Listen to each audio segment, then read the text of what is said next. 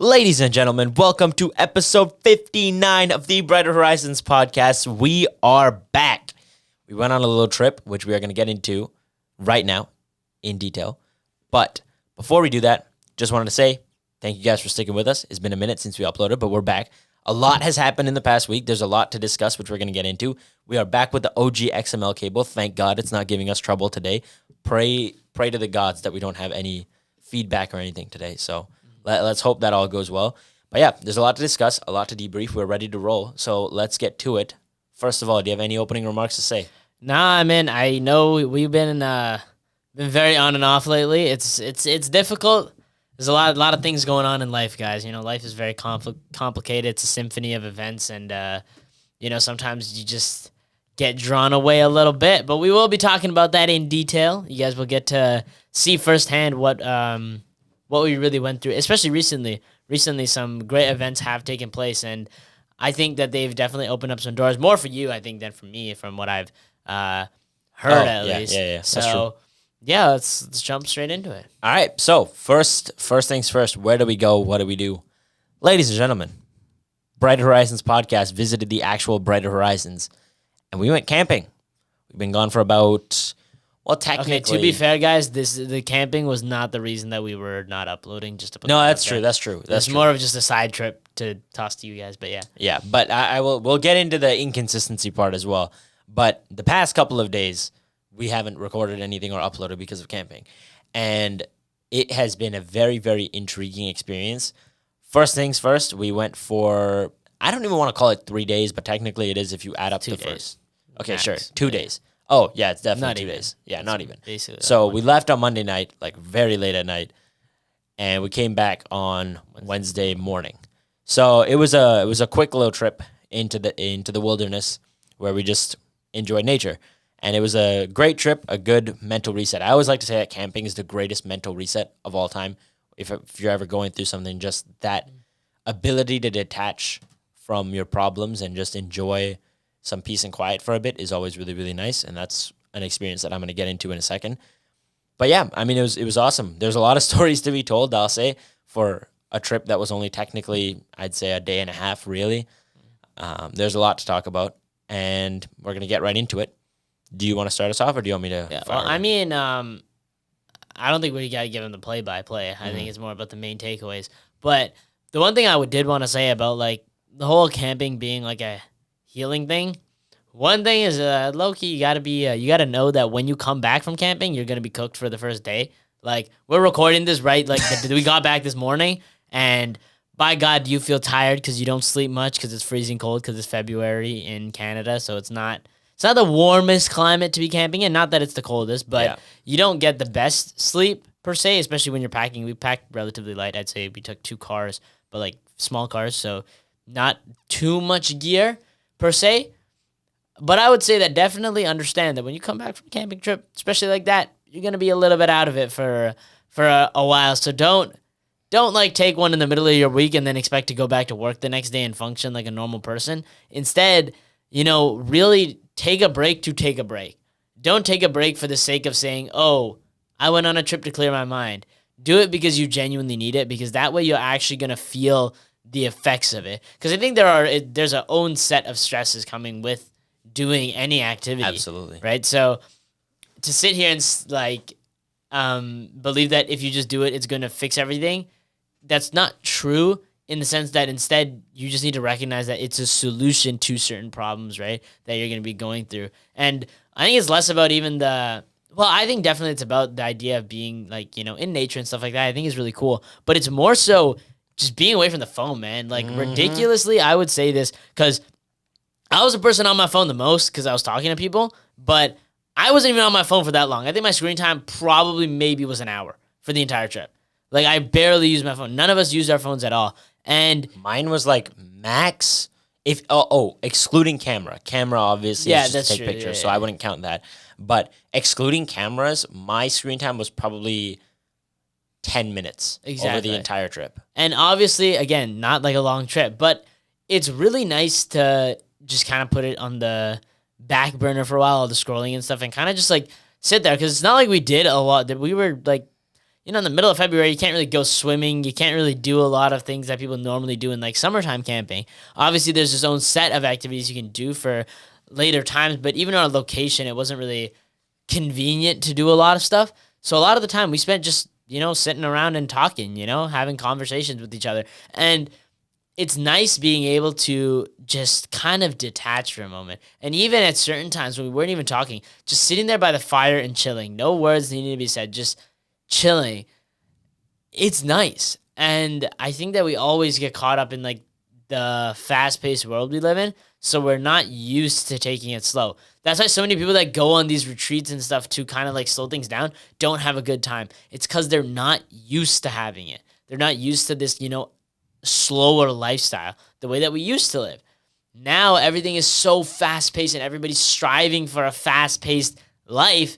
It's like, damn, when you really pump the brakes and slow down to, look around, you're like, I'm not used to this. This is not what I think was kind of like what I was looking for or what I found, Yeah, and I'll say that, obviously I don't want to give a detailed play-by-play on what happened, but just to kind of set the scene for you guys about, in general, what we did.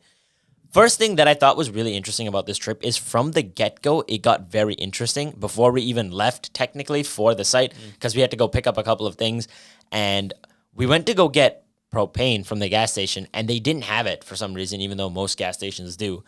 And we ended up going to Fresh Street because that's where, we didn't even give a shout out to who we went with. That's a shame. But it was only 4 of us. It was me, Nithik, and then shout out to Justin and Abby, absolute goats, super chill people.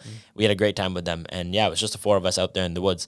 But yeah, they had gone and got graham crackers and marshmallows earlier for s'mores purposes. And they were like, we saw gas cans here, so let's go get them. So we go to get the propane. And after buying the propane, we come out to the car, and we could have left right then, but then Abby had to turn around and use the washroom. So we were like, all right, we'll chill here for a minute.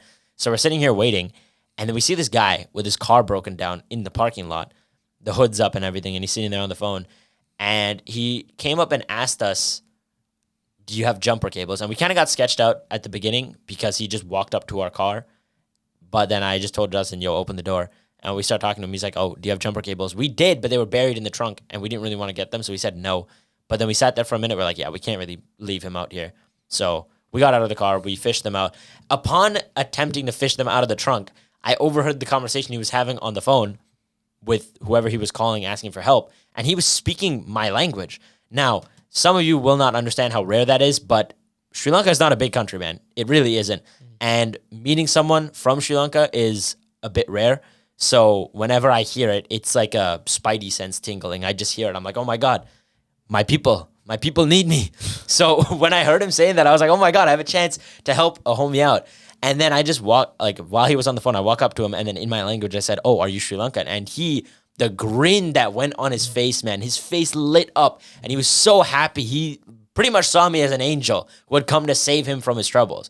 Granted, his car battery had just died, and he just needed a jump start. But, regardless, it's always a good day when you get to help somebody. Yeah. Right? When you get to go out there and do a good deed for somebody, it's awesome. It feels so good, not just for the fact that I feel good about myself, but when somebody's down on, a knee and they're struggling in life, being able to extend the hand and be like, I got you, homie, is always a nice feeling. Yeah. So he was really, really happy, and we pulled up the car right in front. We jump-started his car, and then I had a 5-minute chat with him quickly. Unfortunately, I didn't get his name. I really wish I did. But regardless, he was very grateful, and we both said, all right, peace out, homie. Good luck with all your travels and stuff. And then we went on our way. And that was the very, very interesting start. And it's odd because I feel like everything does happen for a reason. Think about that for a second. We went to the gas station. They didn't have propane. So we go to Fresh Street, which we only went there because Justin and Abby went there earlier and saw it when they were looking for s'mores. So there's 2 coincidences. Third one is we would have left immediately if Abby didn't have to turn around and go back.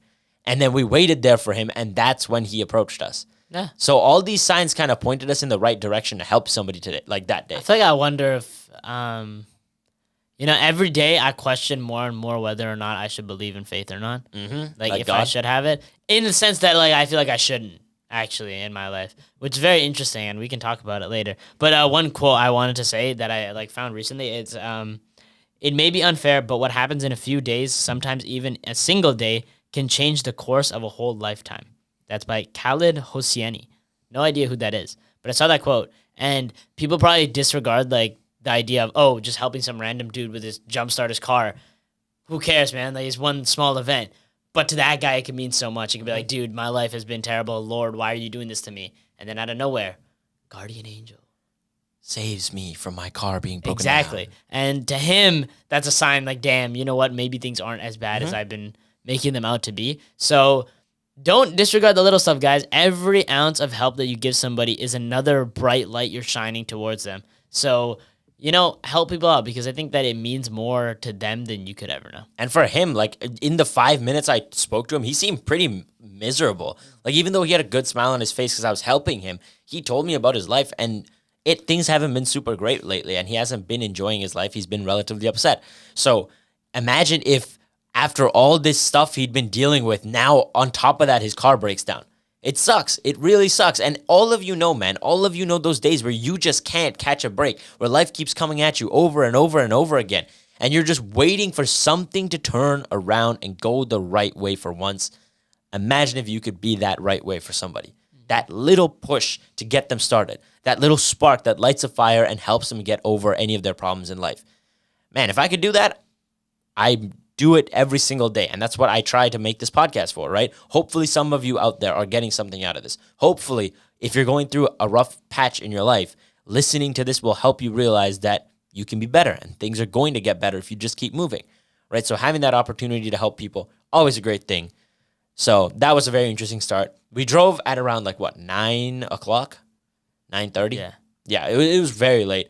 And it was very dark outside. We drove all the way to the campsite. We got stuff set up. It was a pretty chill time. And yeah, we pretty much just ate food, saved this big fish. That was pretty cool. Off the coast that washed up during high tide, and he was just stuck there. Threw him back in the ocean, saved him. That was pretty chill. Climbed some giant rocks, did a hike. Sat by the fire for 90% of the time and ate food. Oh my God. Oh my God. We ate so much food. Talk about the steaks, bro. Yeah. Oh my God. Honestly, guys, I think one thing about camping that's really nice is that all the food that you make tastes so much better. If I showed the food to you guys would have been like, y'all are eating like peasants out here. What is this? But I would be like, this is the greatest meal I ever had in my life. And, I think that, again, it shows that it's not just about the event, it's about the place, the environment behind it. And, that change of environment can, revolutionize how you see the event. And this is leading me to another thought. One of my friends, he always says, I hear the symphony, meaning when things are all coming together perfectly. Who says that? He's a guy from school. Actually, shout out Dimitri. I don't think he'll ever see this. He'll ever watch this, but you know who you are, man. And big shout out to you. He always says, I hear the symphony, and I think it's such a brilliant idea when you really break it down. First off, it makes you sound like you're crazy when you're just like, oh, I hear the symphony, but it's when things are really, you start to get a clearer vision of things.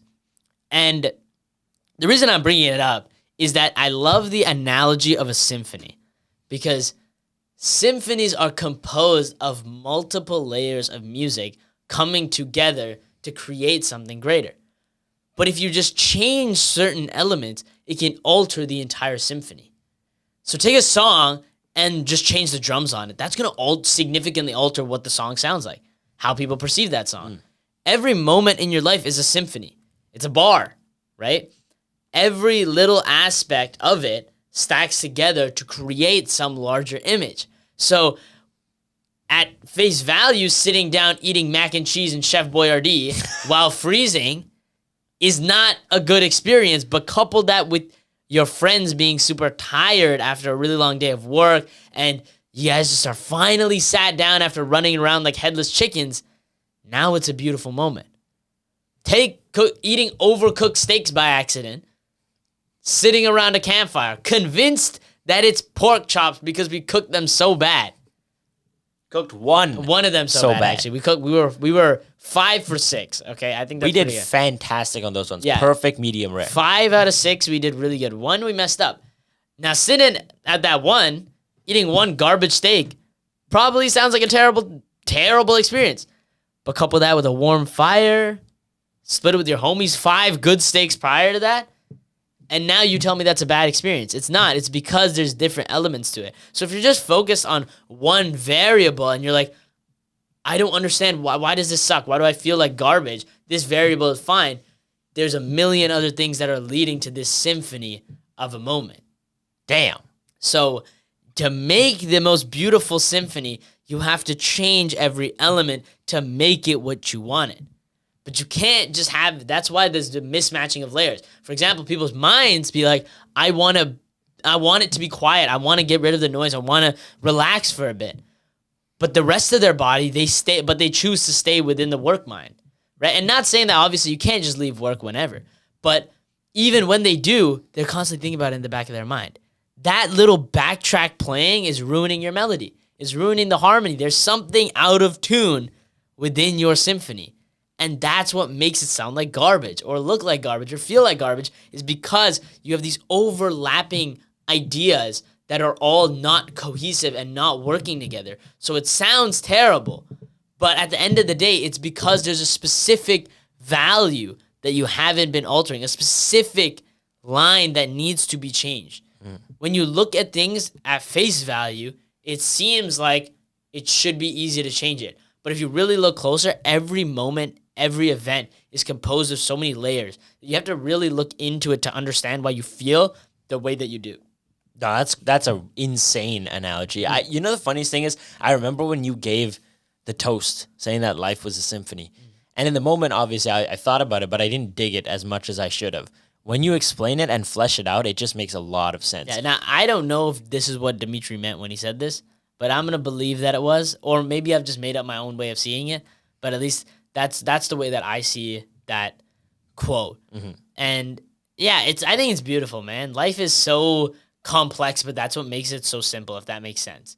Well, yeah, because it's open to interpretation. Exactly. You can build it how you please. Mm-hmm. And that's the thing. It's like, while an engineer's job is extremely complex, and the idea of like, it looks like a lot at face value, once you break it down to its individual parts, it's like, that's not that complicated. It's simple steps. It's like, I don't want to demean all engineers by saying this, but I'm saying, like, imagine Lego, right? At face value, when you look at a massive Lego set, you're like, damn, this is terrible. But then you start taking it step by step. It's like, okay, a child could do this, right? So maybe the reason that things seem so complicated and difficult is because you're just looking from too far. Yeah. You're looking at the whole symphony, not playing just your part. Exactly. Like, you just got to focus on one section of the music at a time. And that's really the way to tackle things. So I'd say, for me, I'm going to be honest, like, I'm going to get real with you guys. One thing that has stopped us from posting recently, or at least me, because I do a lot of the editing for the podcast.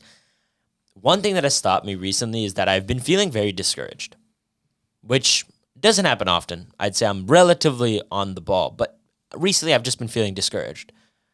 And maybe it's because I'm feeling the pressure of achieving my goals in a certain time frame. Maybe I'm realizing that as time goes on, opportunities close because I'm going to be like going off to school and things like that. And as I realize that I take on more responsibilities, my chance to grow the podcast starts to close. And at the same time, I'm also looking at a lot of other people and saying, man, these are new creators that I just saw yesterday and they're blowing up like crazy. So all this stuff is kind of accumulating to this negative emotion around recording and editing and uploading because we're just not getting the engagement I want to. We're not getting the outcome that I want to.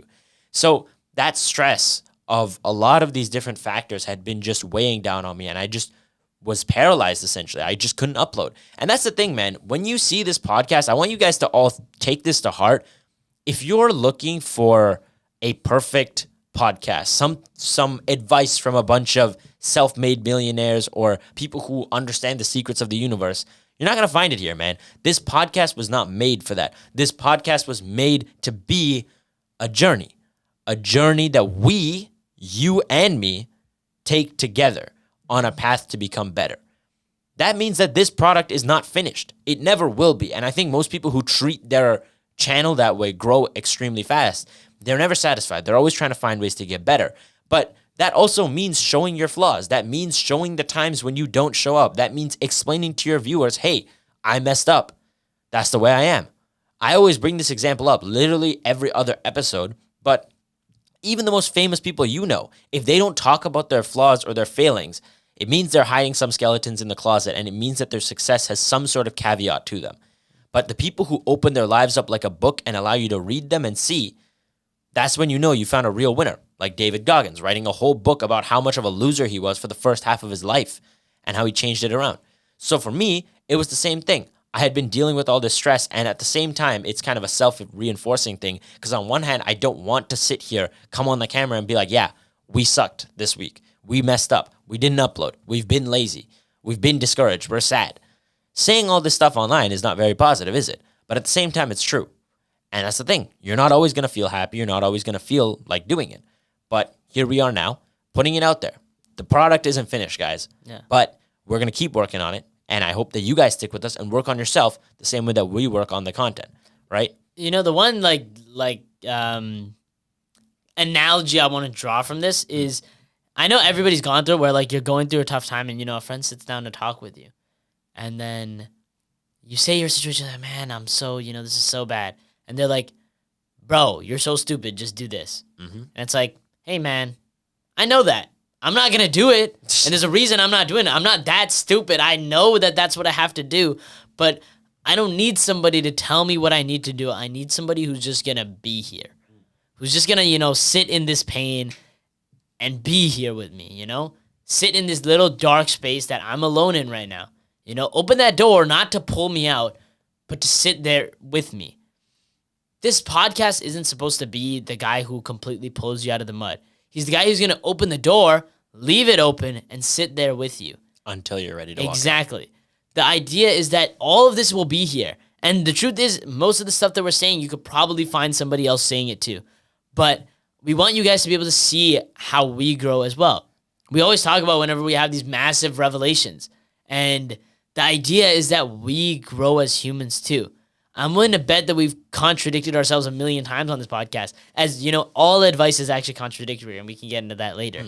But a lot of the times, people, at least from my experience, don't always want to be pulled out of the darkness. Sometimes it's just like, I'm confused, I'm lost, I want you to show me a way. And sometimes it's going to take some looking. But for those of you out there who have friends in those kinds of positions, there's no point in sitting there telling them the obvious. Being like, hey man, do this, do this, do this. And then when they don't do it, don't be like, you're an idiot, you should have just listened to me. Or when they finally do it, don't take credit for it. At the end of the day, you're not there for yourself, you're there for them. People like to that's the one thing I don't like about the space of helping others, is that people have almost put a connotation to it as always help others to help yourself. The idea of karma, or of even fate. The idea that, oh, if I do good, then good will come back to me. I hate that. I hate that idea, because you shouldn't help people because you want something back. Help people because that's who you are. Do the good things because you're a good person, not because you're a bad person who expects good things. If you are going to choose to do every action that aligns with who you are, if an action doesn't align with who you are, if you say, I normally don't do this for people, why am I doing this now? You should question why you feel that way. If we sat in that parking lot and we actively chose, let's not help this guy. Actually, let's review. We're getting a play-by-play VOD review of that moment, okay? Yeah. Let's break this down. When he first came up, we said no. Why? Because we didn't want to put in the effort to look for the cables. Not because we didn't want to help him, but because we thought that the effort was too much. But at its core, what did we end up doing? What aligned with who we were. Mm-hmm. Now, I'm not saying we're saints. I'm not saying we're perfect, but it was a pretty easy action to jumpstart his car. So the idea is that at our core, we are good people. And not just us, I mean you. I mean every single person out there. At our core, we are good people. But question why you don't choose to make those good decisions. Question why you don't go up to every friend and say, hey, man, how was your day? How are things going, man? Because I can tell you that I'm guilty of it too. I haven't been a perfect friend, nor will I ever, but I'll constantly work towards it. The one question I do ask myself every day, every time that I don't ask my friend how things are going, I ask myself, why didn't you? Why didn't you check in on your friends? Why didn't you be there for them more when they needed you? Because at the end of the day, once it's too late, you're going to feel that on your chest, right? Yeah, and I think the funny thing is a lot of people probably lost their marbles when you said, I don't like the idea of karma and all this stuff because you're helping people to gain something for yourself. And the thing is, you're 100% right, because karma has a second line to it that most people forget. And it's doing good without expecting anything in return. But the problem is the system of karma sets it up in a way that you are essentially doing it with the back thought. Yeah, it will come like back a to me. perpetual system. That's the problem. But it's interesting to me because on one hand, would you rather have the people not do any good because there's no inherent benefit, or in the eyes of God saying that I will be rewarded for this, let me go do something good today? But I believe that people should be able to reflect and say, to reflect on their character and be like, why don't I do it without the promise of a reward? True. I think that the reflection is the most powerful aspect any human being has in their life. And that's one thing that I've been taught, or not that I've been taught, more so that I learn. I think that people can teach you things, but I think the person who can learn from any situation is a very, very powerful human being. And I think that you and I are some of those people where we walk around and every experience that happens to us, we take away lessons. We break it down. Think about how much we just broke down the fact that we just fixed a guy's car. Not even fixed. We just jump-started it. And look, we're having like a full-on 15-minute breakdown saying, look at this, look at that. Oh, we should be better people. We should help them. We should align with who we're supposed to be. Most people go through their life without even doing that for the most significant things. And I think that's why we get so lost. Exactly. Because you're not willing to take the time to break it down. There's a reason behind every action, and I think that's super cool. And it was something that was taught in my in one of my business classes. We were talking about, core values and stuff. I feel like I've talked about this on the last episode as well. But the idea that you have this underlying base set of values. And the way I see it, and I don't care what anybody says, I don't care what the science says, I don't care what the evidence says, I don't think that anybody is born bad. Mm-hmm. I don't think anybody is born bad. I will die believing that there is no such thing as a bad student, only a bad teacher. I will die believing that people are made bad by others and by environments that affected them. Now, I'm not saying people don't make poor choices, but what I'm saying is that they were born to a place in which they were susceptible to get it. A lot of people like to boast about the fact that they're a saint, but you've been through things that led you to be that way. Now, I'm not saying you don't have a choice in the matter, because you do. Everybody has a choice in the matter. But to reflect on your current situation and to believe that it's all because of you in both ways, I think is a flaw. The reason that I can look on my life and be so happy is because I got so lucky. I believe that I've put in the effort. I really have. I've been through my own struggles and I've faced them head on. And I've become better. I've become a smarter, more intelligent, more strong character than I was before it. But I don't sit here and say I had the hardest life ever. I had to crawl my way through the mud to get here. I was born to a great circumstance that gave me the ability to get here a lot faster than somebody else. The same way, if you are in a bad situation right now, don't sit here and kick yourself over and over and beat yourself up and be like, hey man, I suck. Because at the end of the day, you're a person who made bad decisions. But your life isn't over. You don't have to give up now just because other people are in a better position. I think that that's one flaw. And even like you talked about earlier, how sometimes you see rapidly growing channels and you're like, damn, that kind of it's hard to see. But there's this one quote that says, we do not judge the color yellow for not being blue. So why judge yourself for not being someone else? And first off, I love that. I think that's really cool. And the idea of uniqueness is so beautiful. Every single one of you out there, you think that you're flawed and you're broken and you're terrible. But in reality, you're just not everybody else. And you might not even be yourself yet. There's an underlying set of every person, I believe, that is truly happy, that truly cares, that truly loves. And most people will never get there. That's a sad reality, but it's a real one. Be the person who gets there. Get to your core values and ask yourself, why am I the way I am? And who do I really want to be? Because once you can establish that, man, life becomes clearer and far more beautiful. Yeah, and like the way I see it is when you said kicking yourself and beating yourself up for being bad, it's one thing I learned while being on this trip. Because as I mentioned earlier, I had a lot of stress and like a lot of negative talk that I'd been telling myself for the past couple of weeks, not just in relation to the podcast, but in relation to school, in relation to work, in relation to a lot of these things that I've been doing with my life. But what I realized while camping is that I needed to take a step away. Once I stepped away and I just focused on being out there, just lighting a fire, walking along the beach, enjoying the nature, the breeze, just being present. Being present is everything, man. It's everything. Because you know what you find in being present? You find peace. And peace is a commodity that not many people have and not many people will ever be able to afford.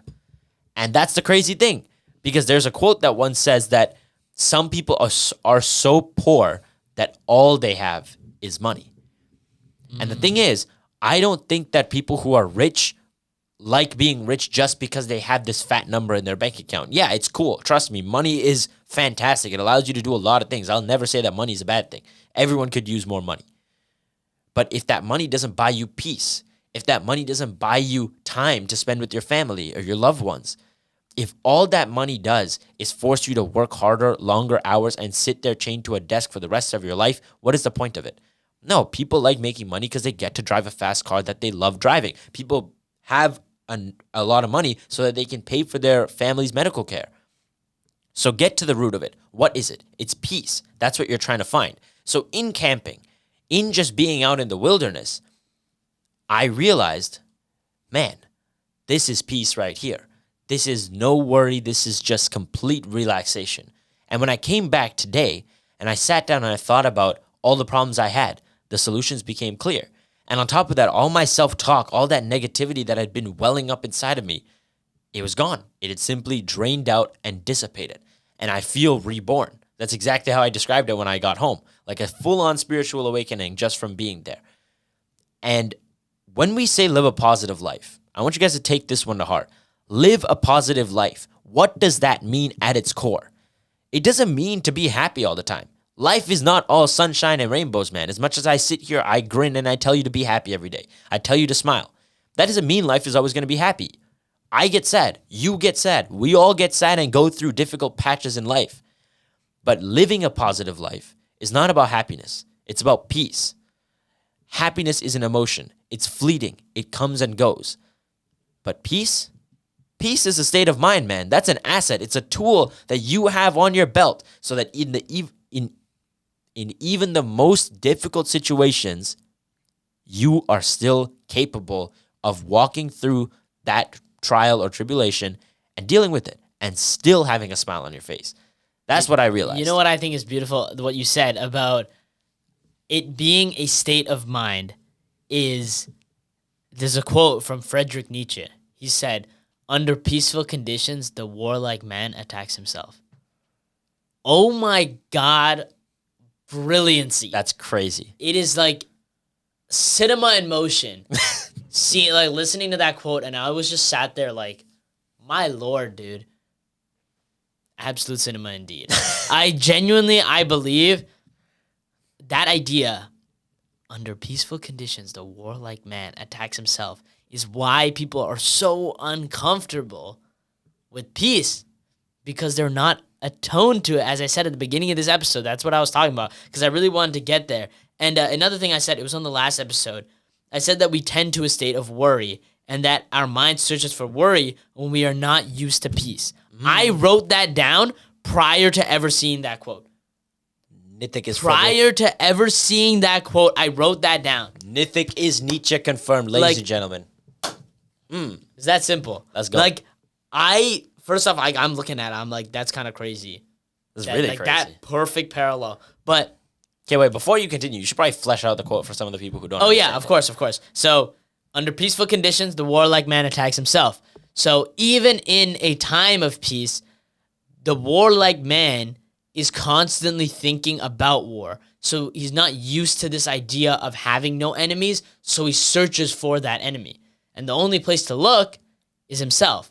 So, he wages this war on himself, he fights with himself, he attacks himself, because that's what he's used to. That's what he's always lived his life as.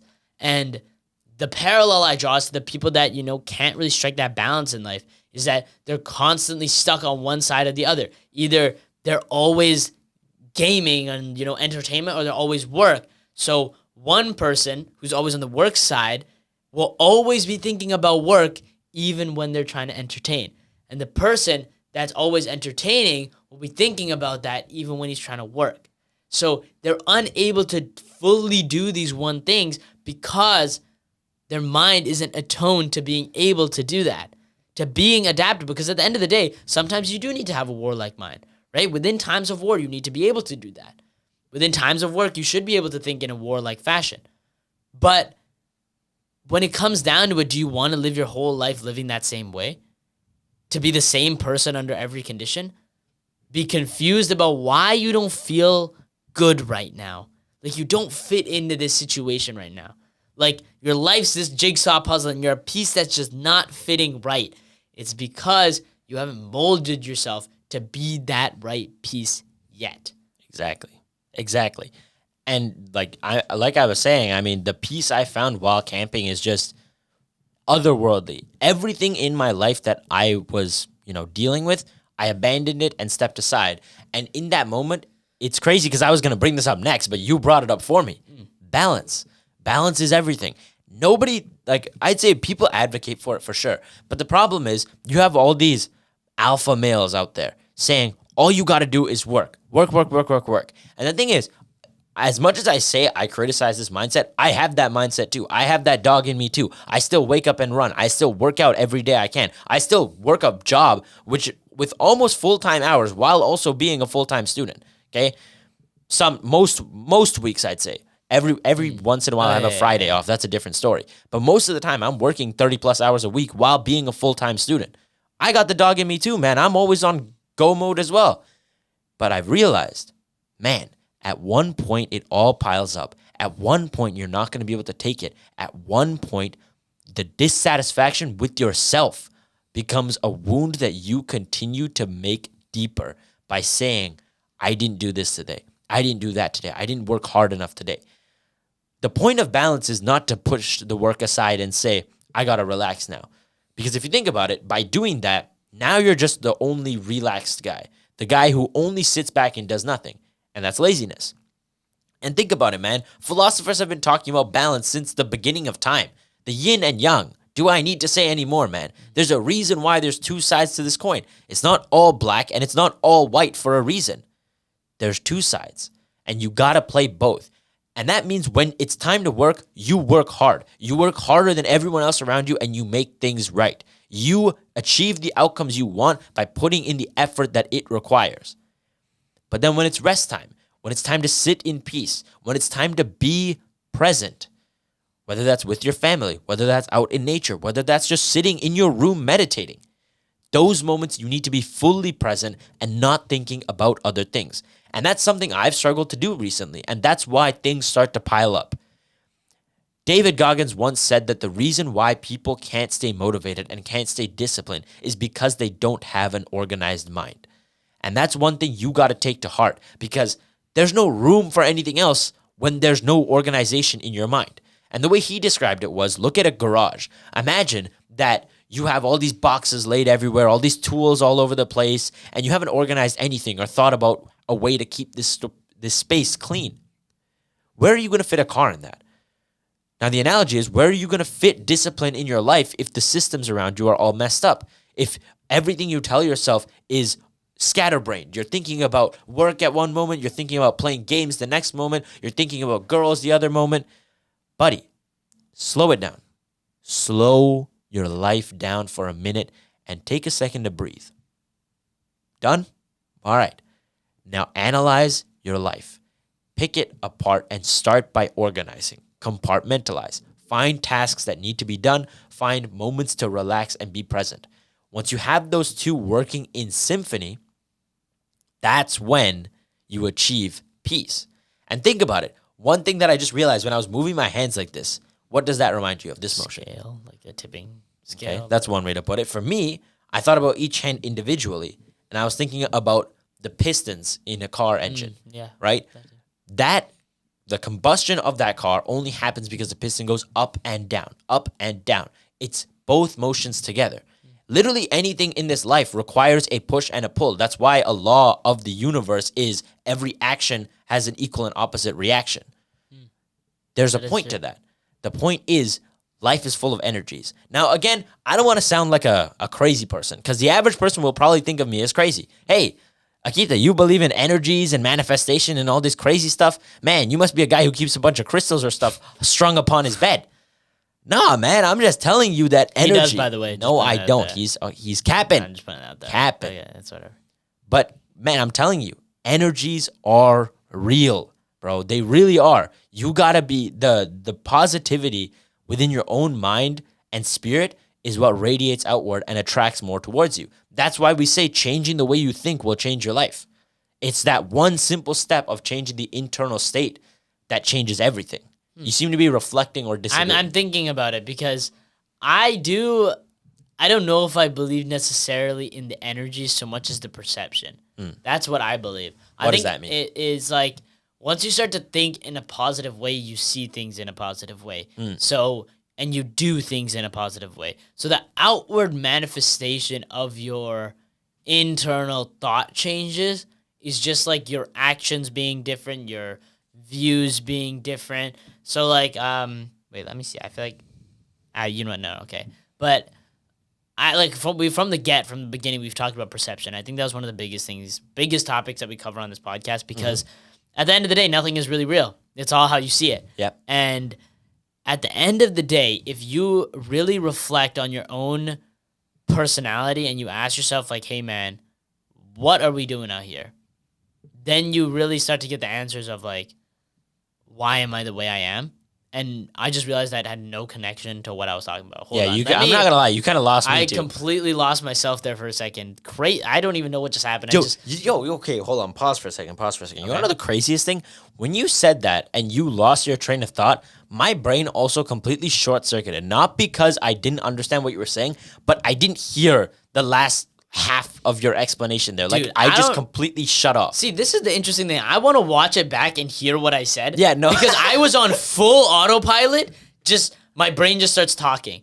And, like, I swear, I don't even remember what I said at all in any, way Shape at all. or form. We're going to go back and watch this. We're going to get a VOD review on I am very confused. I really want to know what I said at this point. Because, like, genuinely looking back on it, I am so lost. Editor me, I want you to insert a clip of what my face looked like when this guy said it, because I feel like it was just I feel like this is what I look like. A blank stare. Dude, I wonder what I look like when I said it. I don't even know. Like, I'm confused. I feel like time just skipped for a second, and I just, like, spawned back here, and I was like, and my body was talking, and I was like, what am I even saying right now?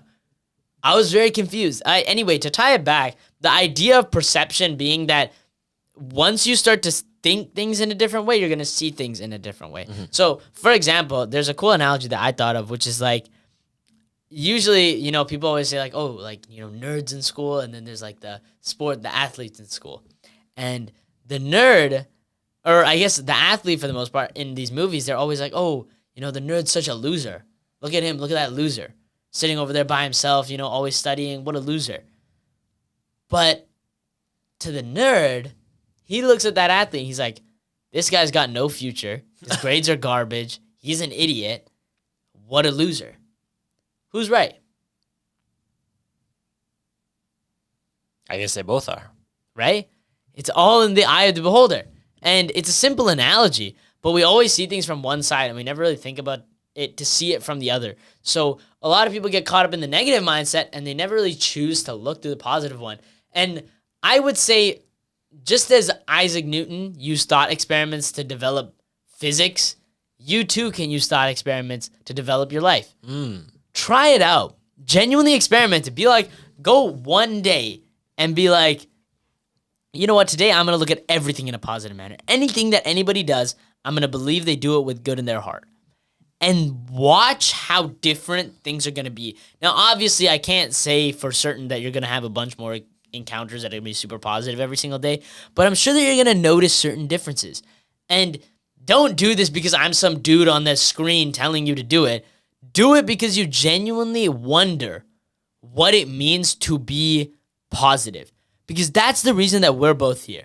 It's not a game of like, I'm sure that happiness is the best. It's, I wonder.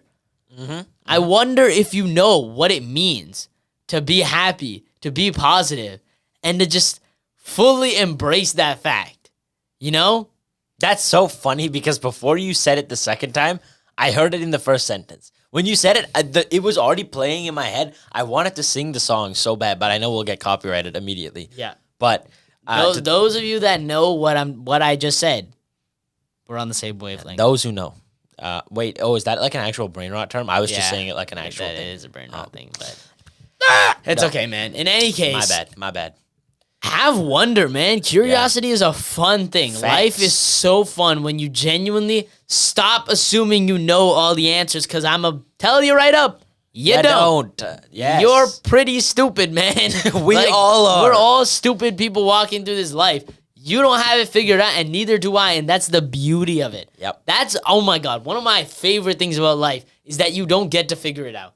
That's so cool to me, that life is a process of figuring it out. It's not a game of, I can plan out my life 10 years down the line. I know exactly how I'm going to feel 10 years down the line. I know exactly what I'm going to value 10 years down the line. I know exactly where I'm going to be. I know what that symphony is going to sound like. You can't do it because nobody can. Because it's ever evolving, ever changing. Every single moment, every bar of this symphony compiles together to create your life. But you can't plan what it's going to be. Hell, you don't even know what tomorrow's going to sound like. You don't know what that bar is going to sound like. And people rob themselves of the ability to hear something new because they're stuck playing the last bar, repeating it over and over and over again. Because they're too afraid to open their mind to the idea that they don't know it all. Yep. That it's coming and going and it's building itself. It's this bridge that's going to keep building as you walk on it. But people say, I can't see the bridge there. I'm comfortable where I am and I'm comfortable with what I see behind me, so I'm going to stop. Yep. But at the end of the day, you rob yourself of the ability to live a beautiful life when you rob yourself of the ability to wonder. Yeah, and the thing is, you're saying that you can't tell what life is going to look like. You can't plan for how you're going to feel and all these values.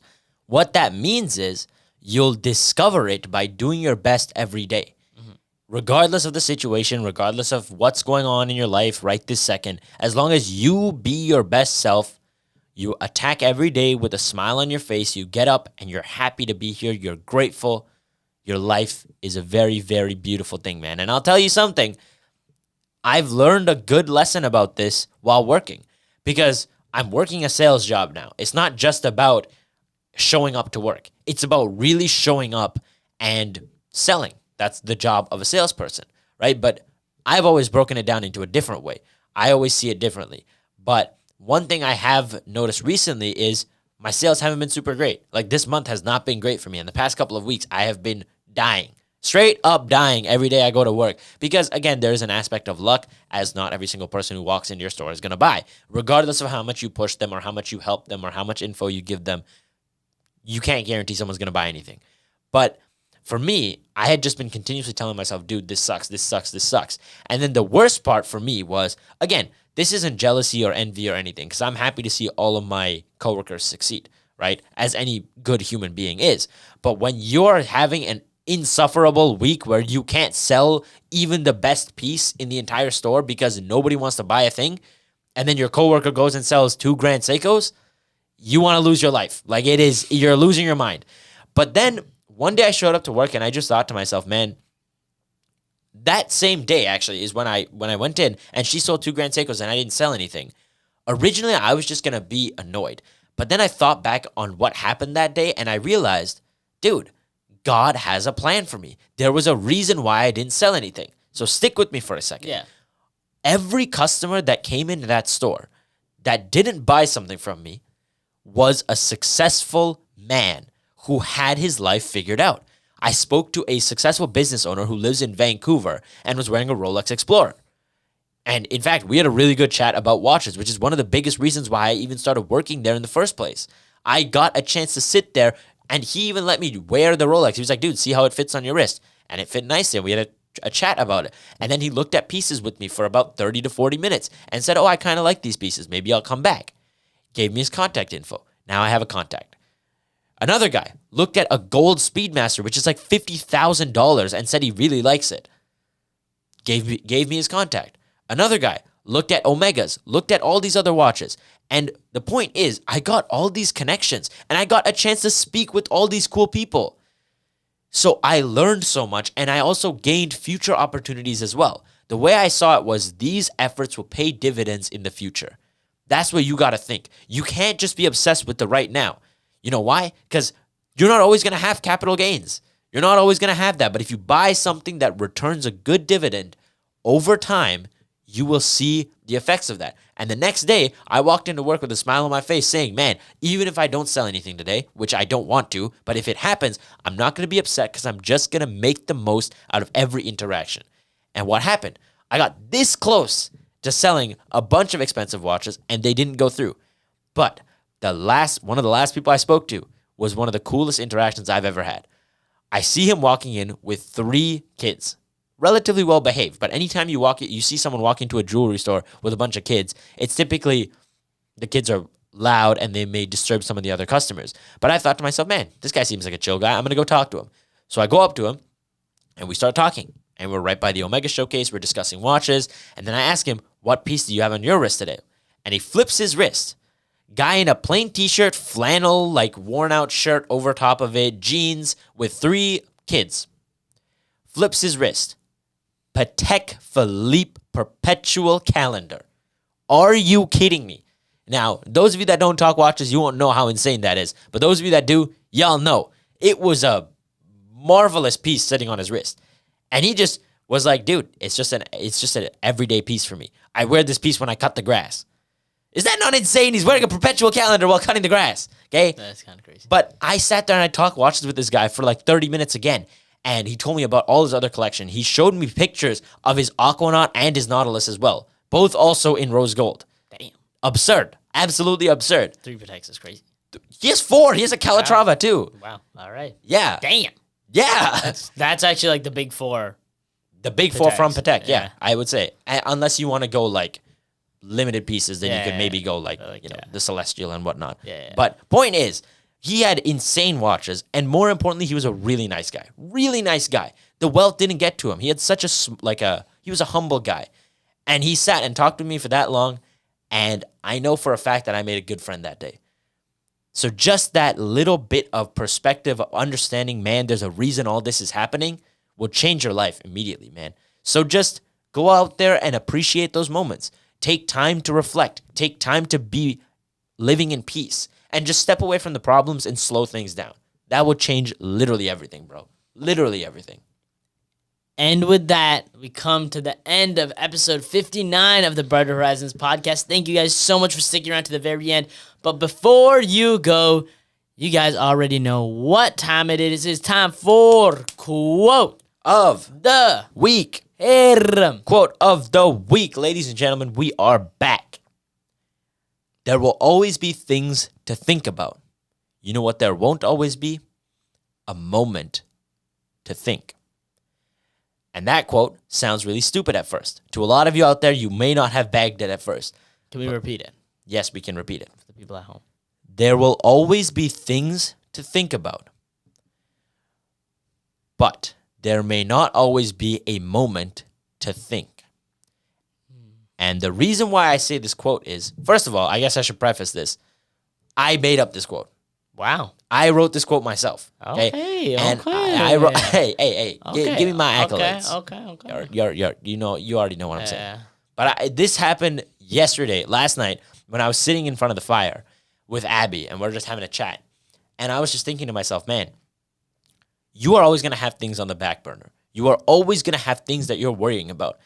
That was not just for me or him. That was about everyone, right? Even while camping, you always have things that you might be thinking about. But I had managed to dissociate really well from it, and the peace I had found was astronomical. So what I said to him was, dude, you're always going to have all these worries, but think about where you are right now. If you're just present in this moment is literally a moment where all you can do is think if you really want to. There's nothing else going on in your life. You're not going to have a lot of these peaceful moments where all you can do is be present and relax. So why waste it thinking? Don't do that. Take this time to be present where you are and just relax. And then when the moment comes to attack these problems and be the best version of yourself, you can do that because you've balanced out the work with the presence and peace. Once again, thank you guys so much for sticking around to the very end of episode 59 of the Brighter Horizons podcast. Make sure you guys go out there and you walk around with a smile on your face. Treat every opportunity as an opportunity to make somebody's life better. Constantly take the time to slow things down because life ain't that serious. And we'll talk about that further. But guys, understand that sometimes you just got to take a break. Take a pause from the noise and the screens and the scrolling and just breathe. Take a moment to maybe reflect, live a little bit, but make sure that whatever it is you choose to do, you do it 100%. Don't relax on the half burner and work on the half burner. Relax fully because you deserve it. And with that, make sure you live a positive life, y'all. Peace out.